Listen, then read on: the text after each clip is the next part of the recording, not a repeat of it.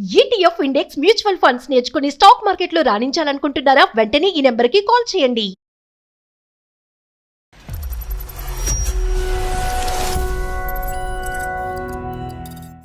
Husband ఏంటంటే చాలా sadist గా బిహేవ్ చేస్తారండి. సైకోగా సాడిజం బాగా చూపిస్తారండి. ఆయనతో వేగలేకపోతున్నాను సార్. ఆయన ఇంటికి వస్తుంటేనే చాలా భయం భయం భయం వేస్తుంది సార్. అంత సైకోగా బిహేవ్ చేస్తున్నారు సార్. ఇంటికి వచ్చాక అసలు ఇంట్లో వాతావరణం ఎలా ఉంటుంది? పిల్లలు తన ఇంటికి వస్తున్నారంటే భయపడిపోతున్నారు మేడం. ఇలాంటి భర్తతో వేగడం నేనంటే చేసుకున్న పాపానికి 10 సంవత్సరాలు వేగుతున్నాను మేడం. ఫ్రీగా ఉన్నారా? బ్రేక్ టైం అని కాల్ చేశాను.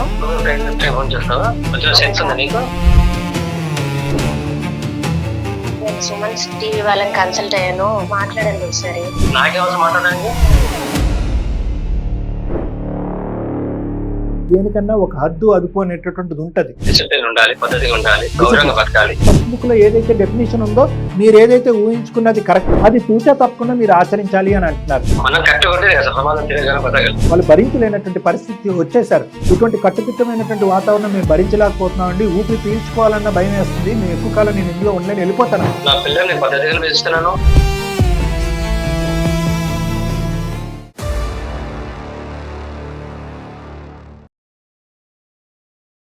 Anu's skin and hair clinic సమర్పించు అందమైన జీవితం కార్యక్రమానికి స్వాగతం. నమస్తే కళ్యాణ్ గారు. మాధురి అనే ఒక ఆవిడ మనకి మెయిల్ చేశారండి. భార్యాభర్తల మధ్య ఇష్యూ, సాధారణంగా మీ దగ్గరికి ఎక్కువ మంది ఉంటారేమో బహుశా ఇలాంటి ఇష్యూస్ తో.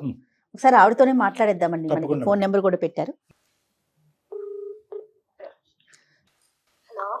నమస్తే అమ్మా, మాధురి గారండి మాట్లాడేది. నేను జయానండి, సుమన్ టీవీ అందమైన జీవితం ప్రోగ్రామ్ నుంచి కాల్ చేస్తున్నాను. మీ సమస్య నేను డాక్టర్ కళ్యాణ్ చక్రవర్తి గారు కూడా నాతో పాటు ఉన్నారండి. సార్ ఇక్కడే ఉన్నారు. ఒకసారి మీ సమస్య ఏంటో చెప్తారా? మాధురి గారు చెప్పండి అమ్మా, ప్రాబ్లం ఏంటి? సార్ నా వయసు 33 సంవత్సరాలు సార్. నాకు మ్యారేజ్ అయింది, 2 పిల్లలు. హస్బెండ్ నేమ్ వచ్చేసి సురేష్. తను ఏంటంటే చాలా సాడిస్ట్ గా బిహేవ్ చేస్తారండి. సాడిస్ట్ గా, సైకోగా సాడిజం బాగా చూపిస్తారండి. ఇంకేమైనా పదాలు ఉన్నాయా? ఓపెనింగ్ లోనే చాలా బిరుదులు ఇచ్చేసారు మీ భర్త గారికి. అది డాక్టర్ గారికి చెప్తున్నా. చెప్పండి అమ్మా, ఏంటి అంత సాడిజం సైకోయిజం? ఇప్పుడు ఎక్కడికైనా వెళ్ళాలన్నా హడావిడి, టెన్షన్ పడడము ఇలాంటివి ఎక్కువ చేశారు సార్. ఆయనతో వేగలేకపోతున్నాను సార్. ఫ్రెండ్స్ తో మాట్లాడొద్దంటారు, పిల్లల్ని కూడా టీవీ చూడొద్దంటారు, ఫోన్ చూడొద్దంటారు, బయటికి వెళ్ళి ఆడుకోనివ్వరు, ఏమి చేయనివ్వరు సార్. ఇంట్లోనే ఉండాలి. బయటికి వెళ్తే బ్యాడ్ మాటలు మాట్లాడతారని బయట తిరగనివ్వరు. తర్వాత ఫుల్ హడావిడి చేసేసి ఎక్కడికన్నా వెళ్ళాలి అన్నా పొద్దున్న 4 గంటలకు లేపడము, టైం కి ఫాలో అవ్వాలి అన్నట్టు, ఎప్పుడు టెన్షన్ గా పడుకోరు, ఎప్పుడు ఏదో ఒకటి ఆలోచిస్తా ఉంటారు. ఆయన బిహేవియర్ వల్ల మాకు చాలా ఇబ్బందిగా ఉంది సార్. కదా మీరు అనేది ఏంటంటే ఇప్పుడు టీవీ చూడొద్దు, మొబైల్ ఫోన్ చూడొద్దు అంటే పిల్లలకు సహజంగా మీ ఇంట్లో చెప్తారు, మా ఇంట్లో చెప్తారు కదమ్మా. అది సమస్య ఎలా అయింది? చాలా స్ట్రిక్ట్ సార్. బంధువులు ఇంటికి రావద్దు, చూస్తే బ్యాడ్ గా నేర్చుకుంటారు. ఫోన్ లో ఒకటే వస్తుందా సార్, చాలా టైప్స్ ఆఫ్ ఫోన్ యూజ్ చేసుకోవచ్చు, అసలు ఫోనే వాడొద్దంటారు. తర్వాత టీవీ కనెక్షన్ కూడా లేదండి, టీవీ కనెక్షన్ కూడా తీసేశారు, చూడొద్దంటారు. ఎంతసేపటి స్కూల్ కి వెళ్ళాలా, ఇంటికి రావాలా, చదువుకోవాలా, ఇంతే. అదే వేరే ప్రపంచం లేదు పిల్లలకి. వేరే ప్రపంచం లేదు. స్కూలు, ఇంటికి వచ్చామా, చదువు, ఇదే మేడం, వేరే ప్రపంచం లేదు మేడం. సరే, పిల్లల పరిస్థితి ఓకే. డిసిప్లిన్ వల్ల చాలా టార్చర్ అయిపోతుంది మేడం. బయటికి వెళ్ళొద్దు, చుట్టాలు మన ఇంటికి రావద్దు, ఈ ఖర్చు అవుతుంది, అక్కడికి వెళ్తే ఆ ఖర్చు అవుతుంది. పిల్లలు బయటకు వెళ్తే పాడైపోతారు, ఆరోగ్యం పాడైపోతుంది అనే ఉద్దేశమా, ఖర్చు అవుతుంది అనే ఉద్దేశమా, అతిగా పద్ధతుల్ని వ్యవహరించేటటువంటి వ్యక్తిత్వమా? అతిగా పద్ధతులు ఈ టైంకి చేయాలి, బయటికి వెళ్తే ఖర్చు అవుతుంది. ఆయన ఇంటికి వస్తుంటేనే చాలా భయం భయం భయం వేస్తుంది సార్. అంత సైకోగా బిహేవ్ చేస్తున్నారు సార్. ఇదే టైంకి ఇది చేయాలి, ఇది ఇక్కడే పెట్టాలి, ఇది ఇక్కడే ఉండాలి. మేడం ఇంత డిసిప్లిన్ అని అంటే అసలు ఏది భరించలేకపోతున్నా మేడం. ఇప్పటి వరకు చాలా ఓపిక పట్టి ఉన్నాను మేడం. ప్రపంచం ఏమీ తెలియకుండా ఇంట్లోనే ఉండాలి, వెళ్ళాలా, పని చేసుకున్నామా, ఉన్నామా అన్నట్టు. ఇప్పుడు తను ఫస్ట్ నుంచి ఇంతేనా, మధ్యలో వచ్చిందా? తను కూడా ఇలానే ఉంటాడా, బంధువులతో వాళ్ళతో టచ్ మీ నాట్ లాగా? తను ఎక్కడికి వెళ్ళి ఇలాగే బిహేవ్ చేస్తాడు మేడం. అసలు ఎక్కడికి బయటకు కూడా తీసుకెళ్ళాడు మేడం. తను వెళ్తాడా? పోనీ వెళ్తాడు madam, school teacher. School okay. వరకు వెళ్ళొస్తాడు, బంధువులతో కలవటం, ఫ్రెండ్స్ తో కలవటం, అది ఉంది అతనికి. లేవు మేడం. తన బిహేవియర్ అలాగే ఉంటే పిల్లలు తన ఇంటికి వస్తున్నాడంటే భయపడిపోతున్నారు మేడం. అంటే అతని ఇంటికి వచ్చాక అసలు ఇంట్లో వాతావరణం ఎలా ఉంటుంది? స్కూల్ నుండి ఇంటికి వచ్చాక మేడం పిల్లలు చూసి భయపడి వెళ్ళి రూమ్ లో దాక్కుంటున్నారు మేడం. తన ఇంటికి వచ్చాక పిల్లలు నాతో కూడా సరిగ్గా మాట్లాడట్లేదు. అదేంటండి? తర్వాత అంటే తను అంత స్ట్రిక్ట్ గా ఉండాలి అని చెప్పేసి చూస్తే భయపడుతున్నారు మేడం. స్కూల్లో పిల్లల్ని ఎలా స్ట్రిక్ట్ గా ఉంచుతున్నారు, ఇంట్లో ఇంకా కూడా పిల్లల్ని భయపడతారు. కూడా అలా చాలా ఓకే. స్ట్రిక్ట్ గా ఉంచుతున్నారు. ఆ, ఆ. కింద పడేసి చిందర వందరగా ఉంచుతుంటే ఇవెందుకు ఇలా ఉంచారు అని చెప్పేసి గొడవ పెట్టడం. అదేంటమ్మా, పిల్లలు అన్నాక బుక్స్ అటు ఇటు ఉండవా? చిన్న పిల్లలు అంటే చెప్పులు అవన్నీ తీసి ఎక్కడెక్కడో వేస్తారు కదా మేడం. అవన్నీ లేదు, లైన్ గా నీట్ గా పెట్టాలి, లైన్ లోనే పెట్టాలి అని అంటారు మేడం. చిన్న పిల్లలు తిన్న అన్నం మెతుకులు కింద పడ్డా కూడా ఏంటి ఇలా డర్టీగా ఉంది అని చెప్పేసి అలా గొడవ పెడుతున్నారు. ఎక్కువ రైస్ పెట్టి అన్నం మిగిలినా కూడా ఎందుకు ఇంత అన్నం పెట్టినావు, వేస్ట్ అవుతుంది, ఎక్కువ ఎందుకు పెట్టినావు అని చెప్పి అలా తిడతారు మేడం. తక్కువ పెట్టినా తక్కువ ఎందుకు పెట్టినావు అని తిడతారు. ఏదైనా కరెక్ట్ గా ఉండాలి. ఏదైనా కరెక్ట్ గా ఉండాలి, కరెక్ట్ గా ఉండాలనే ప్రతి దానికి మేడం. ఇలాంటి భర్తతో వేగడం, నేనంటే చేసుకున్న పాపానికి 10 సంవత్సరాల నుండి వేగుతున్నాను మేడం. ఇది ఇంక ఇలాగే కంటిన్యూగా కొనసాగితే నా పిల్లల లైఫ్ ఏమవుతుందో అని చెప్పి చాలా భయం వేస్తుంది మేడం నాకు. ఇప్పుడు మాకు ఎందుకమ్మా మాకు చేశారు అంటే దేని గురించి చేశారు? తనలో ఏదైనా మార్పు వస్తుందేమో, మిమ్మల్ని కన్సల్ట్ అవుతే నా లైఫ్ ఏమైనా మారుతుందేమో అని నేను అనుకుంటున్నాను సార్. ఇలాంటి భర్తతోనే నేను వేగలేకపోతున్నాను సార్. కానీ అతనికి నేను నా పిల్లల్ని వదిలేసి ఎక్కడికైనా వెళ్ళిపోదాం అనుకుంటున్నాను సార్. వద్దులే అమ్మా అవన్నీ ఎందుకులేండి. కానీ నేను అనేది ఒకటి, ఇక్కడ మీరు ఇప్పుడుకొచ్చి పరిష్కార మార్గం ఏంటన్నది ఆలోచించలేదు, అతనికి సజెస్ట్ చేయలేదు. అతనికి యాంగర్ యాంగ్జైటీ రెండేళ్ళు ఉన్నాయి అతని దగ్గర. కోపము, యాంగర్ అంటే కోపము, యాంగ్జైటీ అంటే ఆందోళన, భయపడటము, ఒత్తిడికి లోనవటము, రెండు ఉన్నాయి. మీ పేరెంట్స్ గానీ వాళ్ళ పేరెంట్స్ గానీ ఈ విషయం తెలుసా అండి? మా పేరెంట్స్ కి అయితే నేను చెప్పాను మేడం. వాళ్ళ పేరెంట్స్ కూడా ఈయన బిహేవియర్ తెలుసు మేడం. వాళ్ళ ఇంట్లో కూడా ఇంతేనా, ఇట్లానే ఉంటారా వాళ్ళు? వాళ్ళ ఇంట్లో కూడా ఈయన ఇలాగే ప్రవర్తిస్తారు మేడం. వాళ్ళ పేరెంట్స్ కూడా, వాళ్ళలో ఎవరైనా ఉన్నారా ఈ డిసిప్లైన్? డిసిప్లిన్ ఈయన ఉన్నారు మేడం. వీళ్ళ ఫ్యామిలీలో ఎవరు లేరు మేడం ఇలా. ఇది ఒక హెల్త్ ఇష్యూ అంటారా, మీరేమంటారు అసలు? కదా మేడం, ఇప్పుడు యూజువల్గా ఇక్కడ రెండు కారణాలు ఉంటాయి మేడం. ఒకటి వ్యక్తిత్వము, లేదంటే ఇంకోటి దార్భ. అంటే అతని వ్యక్తిత్వం చిన్నప్పటి నుంచి ఇంతేనా అంటే కనుక తల్లిదండ్రులు అలా పెంచలేదు, వాళ్ళ ఇంట్లో అలా లేదని ఆవిడ అంటున్నారు. అవునవును. Okay, number 1. నెంబర్ 2 ఏంటంటే కనుక అతను మాస్టర్ అంటున్నారు. అక్కడ ఏమన్నా ఉండే ఆ ఒత్తిళ్ళు, ఆ ఫ్రస్ట్రేషన్ అవన్నీ తాళలేక ఈ విధంగా ప్రవర్తిస్తున్నాడు. ఎంత ప్రవర్తించినా కూడా ఇంత విపరీతం ఉండదు మేడం. ప్రతిరోజు ఉంటుందా? ఇంత ఉండదు. Either this is some form of a GAD అంటూ ఉంటాం. గ్యాడ్ అని అంటున్నారు, ఎక్కడ పడితే అక్కడ వింటున్నాం. అవునవును. అంటే జనరలైజ్డ్ యాంగ్జైటీ డిసార్డర్. వీళ్ళకి ఒక ప్రత్యేకమైనటువంటి ఒక అంశంలో ఆందోళన ఉండదు. ఏది చూసినా, ఏది విన్నా, ఏది ఆలోచించినా ఒక చిరాకే. ఒక అవతల వాళ్ళు ఇలా మాట్లాడినా, అలా మాట్లాడినా చిరాకే, ఇలా చేసినా, అలా చేసినా చిరాకే. వాళ్ళ వరకు కూడా చాలా పద్ధతిగా ఉంటారు, అందులో డౌటే లేదు. అవును, వాళ్ళ వరకు పద్ధతిగా తనకి ఒక ఉంటుంది. ఫ్రెండ్ గానీ ఎవరు లేరటండి. బయట ప్రపంచం అనేది ఉండదు. ఎందుకంటే బయట ప్రపంచంలో కూడా ఎక్కడైతే ఈ క్రమశిక్షణ అనేటటువంటి అంశంలో లోపాలు ఉంటాయో ఆ లోపాలని వాళ్ళు తట్టుకోలేరు. అంటే సరదాగా సెన్స్ ఆఫ్ హ్యూమర్ తో మాట్లాడటం కానీ, జోవియల్గా ఉండటం కానీ, కొద్దిగా ఏదో సరదాగా ఉండేటటువంటి ప్రపంచంలో సరదాగా ఉండే అంశాలు ఏవైతే ఉంటాయో అది దాన్ని కూడా సీరియస్గా ఉంటుంది. సింపుల్ గా చెప్పాలి అంటే కనుక వీళ్ళ జీవితంలో నవ్వు, సెన్స్ ఆఫ్ హ్యూమర్, కామెడీ ఉండవు. లేదు, ఎప్పుడు కూడా తనకి లేదు, ఫ్యామిలీలో ఉండకూడదు, ఎవరికి ఉండకూడదు. మరి ఇప్పుడు ఏం చేద్దామంటారు మాధురి గారు? మీ ద్వారా నాకు ఏమైనా హెల్ప్ అవుతుందేమో. నేను నా పిల్లలు ఎక్కడైనా బతుకుదాం అనుకుంటున్నాను మేడం. కాదులేమ్మా, ఆగండి. ఇక్కడ మీరు అంత చివరి దాకా ఆలోచించేసే మాకండి. 2 పిల్లలు ఉన్నారు, వాళ్ళ భవిష్యత్తుని కూడా దృష్టిలో పెట్టి. సంవత్సరాల నుండి భరిస్తున్నాను. మీరు ఈ ఒడ్డుని నిలబడ్డారు కాబట్టి మీకు అంత విపరీతంగా అనిపిస్తుంది. పిల్లల్ని ఎత్తుకుని ఆ అవతల ఒడ్డుకి వెళ్తే కనుక అక్కడ ఏంటనేది మీకు తెలుస్తుంది. ఎంత క్రమశిక్షణలో పెట్టేటటువంటి భర్త, తండ్రి అయినా కూడా ఈ రోజు పగలనక రాత్రనక కష్టపడి 4 పైసలు ఇంటికి తీసుకొస్తున్నాడు. మీకు ఏ ఉద్యోగం లేదు, మీకు ఏ ఆర్థిక పరమైనటువంటి ఆధారం లేదు, 2 పిల్లల్ని, చంటి బిడ్డల్ని ఎత్తుకుని మీరు రోడ్డు మీదకి వెళ్ళాలి. సో కాబట్టి అనుకున్నంత సులువు కాదు. ఇది పరివర్తన వచ్చేటటువంటిది. లేదండి వేరే తాగుడు ఉంది, తిరుగుడు ఉంది అని, వేరే చెడు అలవాట్లు ఉన్నాయంటే కనుక విపరీతమైన ధోరణి ఉందంటే కనుక అది వేస్ట్. ఇతను ఏంటంటే క్రమశిక్షణకి విపరీతమైనటువంటి నిర్వచనం మీ భర్త. సో మనం అతను నా పిల్లలు ఏమైపోతారు అని చెప్పి నాకు చాలా భయం వేస్తుంది. కరెక్టే, భయభ్రాంతులకు గురవుతున్నారు. పిల్లలకు కూడా మనకు సర్ది చెప్పేటటువంటి ప్రయత్నం చేయాలి. అలాగే ఇతను ఏంటంటే క్రమశిక్షణ అనేటటువంటి దాని మీద అతను బార్ ఏదైతే పై గీసాడో ఆ గీతను కొద్దిగా కిందకి దించాలి. మనం చూద్దాం. మరి ఒకసారి మాట్లాడదామంటారా? డాక్టర్ గారితో మాట్లాడిద్దామా? మాట్లాడండి మేడం. ఓకే, మీరు తీసుకుంటారా? ఆయన ఎక్కడున్నారు ఇప్పుడు ప్రెసెంట్? స్కూల్లో ఉంటారు మేడం. ఇప్పుడు బ్రేక్ టైమే మేడం. మాట్లాడొచ్చు మేడం. మరి ఒకసారి కాల్ చేసి ఇట్లా బ్యాక్ ఎండ్ లో మేము ఉన్నామని చెప్పండి ఒక మాట. ఇట్లా ఓకే మీరు మేడం. మీకు నాకు మరి వీలు కావట్లేదు కాబట్టి నేను ఇట్లా డాక్టర్ గారి కోసం కాల్ చేశానని చెప్పండి. నెక్స్ట్ ఓకే డాక్టర్ గారు మాట్లాడతారు, చూద్దాం. Okay madam. Right. The person you are speaking with ఏమండి చెప్పు. ఫ్రీగా ఉన్నారా? బ్రేక్ టైం అని కాల్ చేశాను. అయితే ఇప్పుడు టైం ఫోన్ చేస్తావా? అంటే అంటే పనులు ఏమి ఫ్రీగా ఉండవా? ఉన్నారేమో, బ్రేక్ టైం కదా మాట్లాడదామని కాల్ చేశాను. అయితే బ్రేక్ అయితే ఫ్రీగా ఉంటే ఏ పని లేదు నాకు, వేరే పని ఉండదా? కొంచెం సెన్స్ ఉందా నీకు? ఇప్పుడు పడితే ఇప్పుడు ఫోన్ చేస్తున్నావు. అలా కాదండి, మీరు ఇలా ఏం తెలుసుకోకుండా ఇలా మాట్లాడుతున్నారు ఏంటండి? ఒక 2 minutes కూడా మాట్లాడారా? తిడుతున్నారు. ఏ టైంలో ఉన్నప్పుడు ఫ్రీగా ఫ్రీగా నేను నా బొచ్చ పనులు ఉన్నాయి ఇక్కడ. బ్రేక్ టైమే కదా, సో అందుకనే మీరు ఇలా బిహేవ్ వేరే వర్క్ ఉండదు చేస్తున్నారని నాకు. మీరు ఇలా బిహేవ్ చేస్తున్నారనే నేను సుమన్ టీవీ వాళ్ళని కన్సల్ట్ అయ్యాను. వాళ్ళ లైన్ లో ఉన్నారు, మాట్లాడండి ఒకసారి. నాకే అవసరం మాట్లాడడానికి. సురేష్ గారు నమస్తే అండి.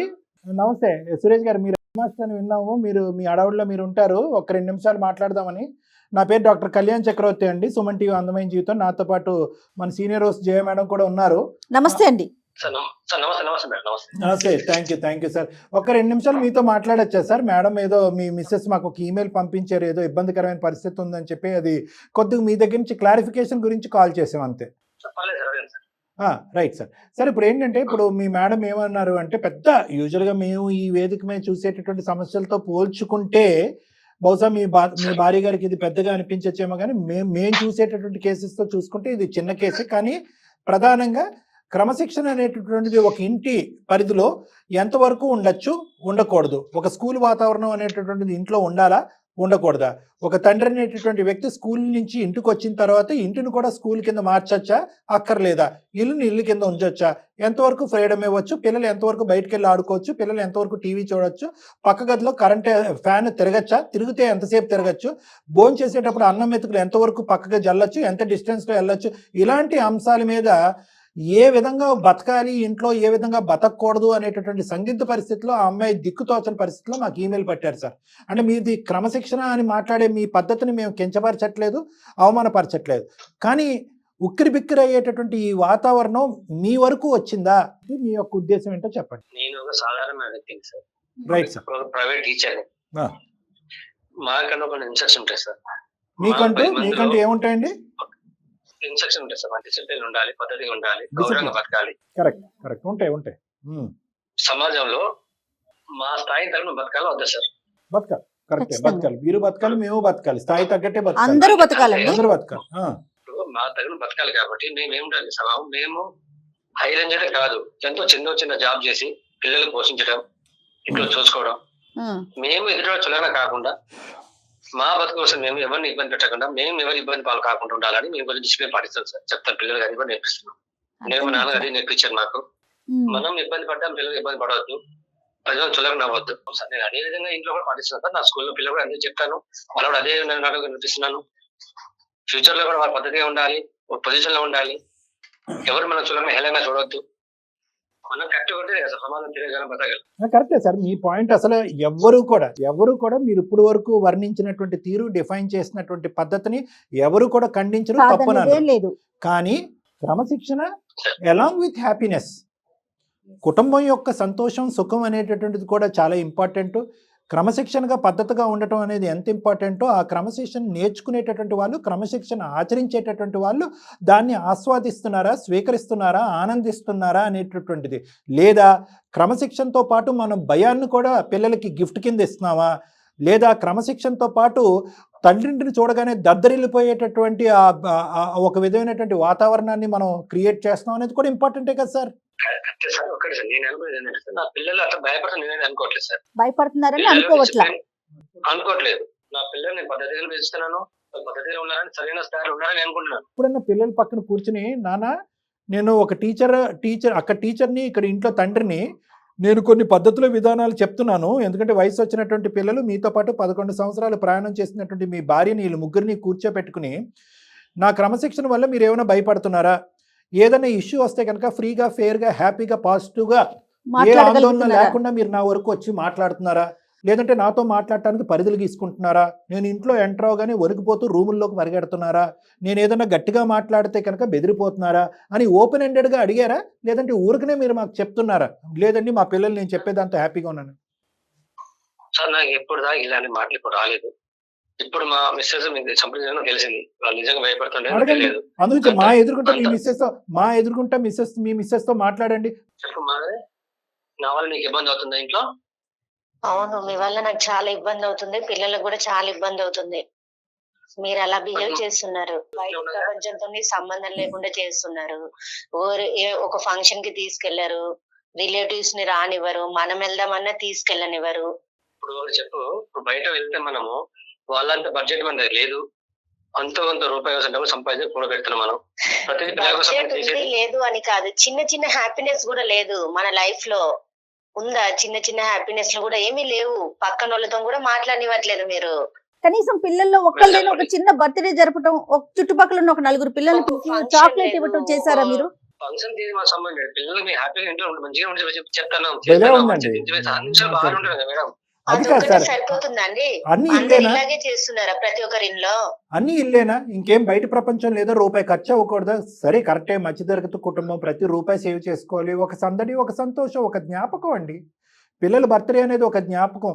పిల్లలు ఒక చుట్టాల ఇంటికి వెళ్తే ఒక జ్ఞాపకం. పిల్లలు ఒక పార్క్కి వెళ్ళి ఒక పిక్నిక్కి వెళ్తే కనుక ఒక జ్ఞాపకం. ఒక ఆలోచన జ్ఞాపకాలు ఏమవుద్దా? అంతా ఇంకా కట్టుదిట్టమైనటువంటి 4 గోళ్ల మధ్యన నాన్న గీసినటువంటి బొమ్మలోనే ఉండాలి అందరూని. ఫ్యామిలీ పరంగా అందరూ ఆఖరిసారి ఒక మంచి పిక్నిక్ స్పాట్కో, లేదంటే ఒక మాల్కో, లేదంటే ఒక సినిమాకో వెళ్ళి ఎంతకాలం అయింది గురుగారు? ఎన్ని సంవత్సరాలు అయింది? సినిమాలో అంత అవసరం ఏంటి సార్? సోషల్ మీడియా అన్ని యూట్యూబ్ మొబైల్ వస్తుంది, అంత వేస్ట్ సార్. మీరు ఆ మొబైల్ కూడా చూడనివ్వట్లేదు కదండి. మీరు ఆ మొబైల్ చూడనివ్వట్లేదు, ఇంట్లోంచి బయటకు అడుగు పెట్టనివ్వట్లేదు. ఇంట్లో కట్టుదిట్టమైనటువంటి వాతావరణం, బయటకు వెళ్ళి గాలి పీల్చుకోవాలంటే పీల్చుకోవద్దు అంటారు. గాలి పీల్చుకునేది కూడా ఖర్చు అవుతుంది అని అంటారు. ఎలాగా? అంటే ఇది పీనాస్తనమా, పిసినారితనమా, అతి భయమా, ఏంటిది? నేను ఏం చేసా వాళ్ళ మంచి కోసం నేను చేసేది. ఏమండి, ఏం చేసినా మా మంచి కోసమే, కానీ ఇంత కఠినంగా మేము ఉండలేమండి మీలాగా. చిన్న లైఫ్, చిన్న చిన్న మాకు కూడా కొన్ని ఎంజాయ్మెంట్స్ ఉంటాయండి. పిల్లలు కూడా చాలా భయపడిపోతున్నారు. ఇంత కఠినంగా నేను చేసుకున్న పాపానికి భరిస్తున్నాను, కానీ నా పిల్లలు ఏమైపోతారో, వాళ్ళ లైఫ్ ఏమైపోతుందని చెప్పి నేను చాలా బాధపడుతున్నానండి మీ వల్ల. అయితే లేదు మాధురి గారు, మీ బాధ అతనికి అర్థం కావట్లేదు. ఎందుకంటే కఠినంగా బాధపడుతున్నారు, ఇంత స్ట్రిక్ట్, ఇంత డిసిప్లిన్ అని అంటున్నారే గానీ మీ లోపల ఉండే కావట్లేదు సార్ నా బాధ. రైట్, అతనికి అర్థం దానికి ఆయన డిసిప్లైన్, మన మిడిల్ క్లాస్ వాళ్ళు, సొసైటీ బాగోలేదు పెట్టుకున్నారండి. ఈ లైన్స్ లోనే ఆయన ఉంటున్నారు తప్ప వీటిని దాటి బయటికి రావట్లేదు. సురేష్ గారు, మీకు మళ్ళీ క్లాసులకి టైం అవుతూ ఉంటది. ఒక మాట గుర్తు పెట్టుకోండి సార్, మీ ఆలోచన తప్పు అని మేము అనట్లేదు, కానీ ఆ ఆలోచనను ఆస్వాదించి తీసుకునేటటువంటి వాళ్ళు ఎంత సుఖపడుతున్నారు, వాళ్ళ మొహం మీద చిరునవ్వు ఉందా లేదా అనేది ఒక్కసారి ఆలోచించండి. హార్ట్ బీట్ స్పీడ్గా కొట్టుకుంటుంది, అది మీకు కనిపించదు, నాకు కనిపించదు, మనకు వినిపించదు. కానీ ఆ మొహం మీద ఉండేటటువంటి ఎక్స్ప్రెషన్, ఆ కళ్ళల్లో ఉండే భయం ఒక 2 సెకండ్లు చూడండి, సరిపోతుంది, పెద్ద అక్కర్లేదు. మీరేమీ ఇంకొక ప్లానెట్ నుంచి రాలేదు, పిల్లలు ఇంకో ప్లానెట్ పుట్టలేదు. ఉదయం వెళ్ళేటప్పుడు వాళ్ళ మొహమే చూస్తారు, తిరిగి వచ్చేటప్పుడు వాళ్ళ మొహమే చూస్తారు. కాబట్టి ఆ పిల్లల కళ్ళల్లో ఉండేటటువంటి భయము, టెన్షను అనేది చూడండి. మీ భార్య ఈరోజు మాట్లాడుతుంది, ఎంతో కొద్దో గొప్ప లోకజ్ఞానం, ప్రపంచ జ్ఞానం తెలిసినటువంటి వ్యక్తే ఈరోజు. ఆవిడ ఏ కారణం లేకుండా ఊరుకునే వచ్చి, ఏమండి మిమ్మల్ని చూసి నేను భయపడుతున్నానండి, బయటకు వెళ్ళటం అంటే వెళ్ళనివ్వట్లేదని చెప్పి మీ మీద అందమైన జీవితం లాంటి ఒక కార్యక్రమానికి ఈమెయిల్ పంపించి మాకు చాడీలు చెప్పాల్సినటువంటి అవసరం లేదు కదండి.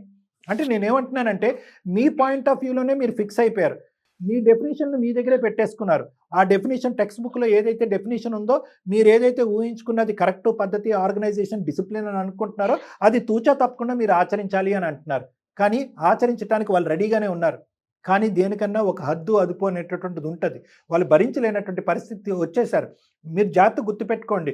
ఈరోజు మీ భార్య ఏమంటున్నారు, ఇటువంటి కట్టుదిట్టమైనటువంటి వాతావరణం మేము భరించలేకపోతున్నామండి, ఊపిరి పీల్చుకోవాలన్న భయం వేస్తుంది, మేము ఎక్కువ కాలం నేను ఇందులో ఉండలేను, వెళ్ళిపోతాను, పిల్లల్ని తీసుకొని పారిపోతానంటుంది ఆవిడ. రేపొద్దున పిల్లలు ఒక టీనేజ్ ఏజ్కి వస్తారు, మీ ఇద్దరు పిల్లలు, వాళ్ళు ఖచ్చితంగా మిమ్మల్ని ప్రశ్నిస్తారు, ఏంటి నాన్న ఏంటి వాతావరణము, బ్రతకాలా చావాలా, వాళ్ళ ఇంట్లో ఇలా ఉంది, వాళ్ళ అమ్మ నాన్న ఇక్కడికి వెళ్ళారు, వాళ్ళ నాన్న ఇలా చేశాడు అలా చేశాడు, వాళ్ళది మనకంటే మధ్యతరగతి కుటుంబం, దిగు స్థాయి ఉన్నటువంటి కుటుంబం, వాళ్ళ ఇంట్లో ఉన్నటువంటి సంతోషం సుఖం మేము ఎందుకు చూడలేకపోయాం నాన్న, ఎందుకు అనుక్షణం నిన్ను చూసి మేము ఎందుకు భయపడాలి బాధపడాలి, తండ్రి ఉంటే కనుక సంతోషంగా చెప్పుకోవడానికి పిల్లలు పరిగెట్టుకుంటూ వస్తారు, మేము పరిగెట్టుకుంటూ అవతల డైరెక్షన్లో పారిపోతున్నాం నువ్వు రాగానే, ఎందుకు ఈ వాతావరణం అనే ప్రశ్న మిమ్మల్ని అడిగితే కనుక మీరేం చేయాలో మీకు తోచదు. సురేష్ గారు చిన్న మాట సార్, చెప్పండి. ఇప్పుడు పిల్లలకు పద్ధతిగా ఉండాలి, చెప్పడం తప్ప సార్ నాది. క్రమశిక్షణ పెట్టద్దు, పిల్లల్ని విచ్చలవిడిగా వదిలేసేయండి, 10-12 గంటల పాటు వాళ్ళకి టీవీ మొబైల్ ఇచ్చేసేయండి, బయట ఆడుకుంటే కనుక విచ్చలవిడిగా గంటల తరబడి ఆడుకోనివ్వండి అని మేము చెప్పట్లేదండి, ఎవరు చెప్పరు కూడా. కానీ at the end of the day దేనికైనా కూడా ఒక లైన్ అనేది ఉంటుంది, ఒక గీత ఉండాలి కదా, ఒక లైన్ అనేది ఉంటుంది. అంతవరకు ఎందుకండి, మీ స్కూల్లోనే ఒక 10-12 ఒక 20 మంది టీచర్లు ఉంటారు, ఒక 2-3 పాటు కూర్చోండి, ఏమరా బాబు నేను ఇలా చేస్తున్నాను, మా ఇంట్లో దానికి యొక్క రియాక్షన్ ఇలా ఉంది, మా పిల్లలు ఇలా ఉన్నారు, మా భార్య ఎలా ఉన్నారు అనేటటువంటిది ఒక ఓపెన్ ఎండెడ్ డిస్కషన్ చేయండి. 10 మందిలో ఎంతమంది మీ యొక్క పద్ధతిని కరెక్ట్ అంటారు, లేదంటే ఇంకా ఎంతమంది మీ యొక్క పద్ధతిని మార్చుకోవాలని సలహా ఇస్తారు, ఒక్కసారి ఆలోచించండి. ఎందుకంటే ఇంట్లో వాళ్ళు ఇలాంటి ప్రాబ్లమ్ని ఫేస్ చేస్తున్నారని మీకు కూడా ఇప్పటి వరకు తెలియదు, ఇప్పుడే మీ దాకా వచ్చింది కాబట్టి మీరు ఒక కన్ఫ్యూజన్ స్టేటస్లో ఉన్నారు. డాక్టర్ గారు చెప్పేది లేకపోతే మీ భార్య చెప్పేది మీరు ఒకసారి ఆలోచించండి, మీ టీచర్స్తో డిస్కస్ చేయండి, ఆ తర్వాత ఒకసారి డాక్టర్ గారిని కలవండి. మీరేమనుకుంటున్నారంటే క్రమశిక్షణ అంటే నేను అనుకున్నాను, ఒక పద్ధతిని అనుకున్నాను, ఆ పద్ధతిని ఫాలో అవ్వకపోతే ఇప్పటి వరకు నేను ఏదైతే స్ట్రిక్ట్ లైన్లో నేను ఫాలో అవుతున్నానో దీన్ని నేను వెనకడుగేసుకుని విరమించుకుంటే పిల్లలు కంప్లీట్గా చెడిపోతారు, ఈ ఇల్లు ఏదో అయిపోతుంది, ఈ విచ్చలవిడిగా ఖర్చు అయిపోతుందని మీరు విపరీతంగా ఆలోచిస్తున్నారు. మీ యాంగ్జైటీ కొద్దీ మీకున్నటువంటిది ఒక భయం, జబ్బు అని అనట్లేదు, యాంగ్జైటీ, ఆతృత, కంగారు, చాలా ముందు ఆలోచించేస్తున్నారు. డబ్బులు ఇప్పుడు ఖర్చు పెట్టేస్తే రేపు బ్యాంక్ బ్యాలెన్స్ 0 అయిపోతుంది, పిల్లలు బయటకు వెళ్ళిపోతే కనుక పాడైపోతారు, టీవీ మాత్రం చూస్తే కనుక చూడకూడదు చూసి చెడిపోతారు అని చెప్పి ఎక్కడ నిలబడినటువంటి వ్యక్తి మీరు ఎక్కడెక్కడో ఆలోచిస్తున్నారు. దీన్నే మనం యాంగ్జైటీ అంటాం. ఈ యాంగ్జైటీతో పాటే భగవంతుడు ఇచ్చేటటువంటి ఫ్రీ గిఫ్ట్ ఏంటంటే కోపం. ఎందుకంటే నేను ఆతృత పడుతున్నాను, ఇది ఇలా ఉండాలి అనుకుంటున్నాను, ఎదురుగా ఉన్న వాళ్ళు అది ఆచరించలేదు, ఆటోమేటిక్గా నాకేమొస్తుంది, కోపం వస్తుంది, పిల్లల మీదకి వస్తారు, గట్టిగా అరుస్తూ ఉంటారు. సార్ ఇప్పుడు నేను అనుకున్నాను, ఇప్పుడు దాకా మ్యాటర్ రాలేదు మీద వచ్చిందని చెప్పాల్సి వచ్చింది. నేనైతే పిల్లలు ఎంత స్ట్రగుల్ అవుతున్నా మిస్ అవుతా ఇబ్బంది పడని అనుకోవట్లేదు సార్ నేను. ఇప్పుడు తెలిసింది కాబట్టి నాకు ఇప్పుడు కొంచెం అర్థమవుతుంది సార్, నేను మిస్టేక్ చేసిన లేదని ఒకసారి మా మిస్ తో మాట్లాడతాను, లేదంటే మేము కన్సల్ట్ అవుతాను sir. Thank you very much sir. నేనైతే కనుక అస్సలు మీరు వింటారనో ఆలోచిస్తారనో అసలు నాకు ఇంత సమయాన్ని ఇస్తారనో నేనైతే అనుకోలేదండి. మరి జయ మేడం అనుకున్నారో లేదో నాకు తెలీదు. ఎందుకంటే యూజువల్గా ఈ సో కాల్డ్ స్ట్రిక్ట్ ఆఫీసర్స్ ఎవరైతే ఉన్నారో, అంటే మీకేమీ అవమానించట్లేదు, నేను మామూలుగానే అంటున్నాను, వీళ్ళు యూజువల్గా ఏమనుకుంటారంటే మీ యొక్క వ్యక్తిత్వం, మీ యొక్క మానసిక పరిస్థితి ఎలా ఉంటుందంటే కనుక నేను నలుగురు చెప్పేటటువంటి స్థానంలో ఉన్నాను, కానీ నేను ఎప్పటికీ స్టూడెంట్లా ఉండటం నాకు ఇష్టం లేదు, నాకు ఎవరు చెప్పకూడదు అని అనుకుంటారు. ఇంక్లూడింగ్ డాక్టర్స్, కౌన్సిలర్స్, పెద్దవాళ్ళు కూడా చెప్పడానికి అర్హత లేదు, వీళ్ళేదో తెలియక మాట్లాడుతున్నారని చెప్పి మీరు పట్టిన కుందేలకు 3 కాళ్ళు అన్నట్టుగా ఉంటారు. కానీ మీరు అక్కడ లేరు, ఒక మెట్టు దిగారు, ఆలోచిస్తాను, మీ దగ్గరకు వచ్చి కలుస్తాను పిల్లలతో పాటు ఫ్యామిలీతో పాటు అని అన్నారు. సంతోషం అండి. తప్పకుండా అండి, మాధురి ఒకసారి మీరు మీ హస్బెండ్ కలిసి రండి అమ్మా. ఒక పాయింట్ మీరు గుర్తుపెట్టుకోండి అమ్మా, ఇక్కడ వరకు వచ్చే ముందు ఇంకో 2 మెట్లు మీరు అక్కడే ఎక్కుంటే కనుక ఇంకో విధంగా ఉండేది. ఏదన్నా ఒక సమయం సందర్భం చూసుకుని మీ భర్త యొక్క కోపానికి భయపడకుండా అతను పక్కన కూర్చోపెట్టుకుని ఒక మంచి మూడ్లో ఉన్నప్పుడు, ప్రతి వ్యక్తి ఒక మంచి మూడ్ అనేటటువంటి దాంట్లో ఉంటారు, ఒక మంచి టైంలో ఉంటారు, ఒక నవ్వుతూ ఉండేటటువంటి పరిస్థితిలో ఉంటారు. ఆ టైంలో ఏమండి మీరు ఇలా ఉన్నప్పుడు ఎప్పుడు ఇలా ఉంటే బాగుంటుంది కదా, ఆ సమయం సందర్భంలో ఇలా ఎందుకున్నారు, పిల్లలతో ఎందుకు ఇలా ప్రవర్తిస్తున్నారు, ఈ విధంగా ఉండకుండే బాగుంటుంది కదా అనేటటువంటిది మీ బాధని ఈ 11 సంవత్సరాల పాటు ఎక్కడ కూడా అతనికి విడమర్చి చెప్పలేదు, ఎవరి ద్వారా చెప్పించే ప్రయత్నం కూడా మీరు చేయలేదు. సో అదే ఇప్పుడు అందు గురించి ఏంటంటే మేము ఒక 20 నిమిషాలు ఒక అరగంట మాట్లాడేటప్పటికి సురేష్ గారు ఒప్పుకున్నారు, సరే సార్ నాకు అర్థం కావట్లేదు, నా పిల్లల్ని నా కుటుంబాన్ని బాధ పెట్టేటటువంటి ఉద్దేశం నాకు లేదు, మిమ్మల్ని వచ్చి కలుస్తామని అన్నారు. సో అంత తొందరగా అతనికి రియలైజేషన్ వచ్చిందంటే పూర్తిగా వివరంగా అతనికి చెప్పకపోవటం కూడా మీ తప్పేమో అని నాకు అనిపిస్తుంది. ఆల్ సెడ్ అండ్ డన్, మీ కుటుంబ సమేతంగా అందరు రండి నా క్లినిక్కి, మేడం ఒక అపాయింట్మెంట్ తీసుకుంటారు, వచ్చి కలిసిన తర్వాత మిగతావన్నీ మాట్లాడుకుంటాం. అది ఎక్స్ప్రెస్ చేయకపోవటం ఒక ప్రాబ్లం, నేను అనుకున్నదే కరెక్ట్ అనుకోవటం ఇంకో, ఏది ఏమైనా ఆ స్థాయిలో ఉండి కూడా వెంటనే ఆయన ఓకే నేను కన్ఫ్యూజన్లో ఉన్నాను అని మాట్లాడారు. చూడండి సంతోషం, ఒకసారి కలుస్తారు, చూద్దామండి. నమస్తే డాక్టర్.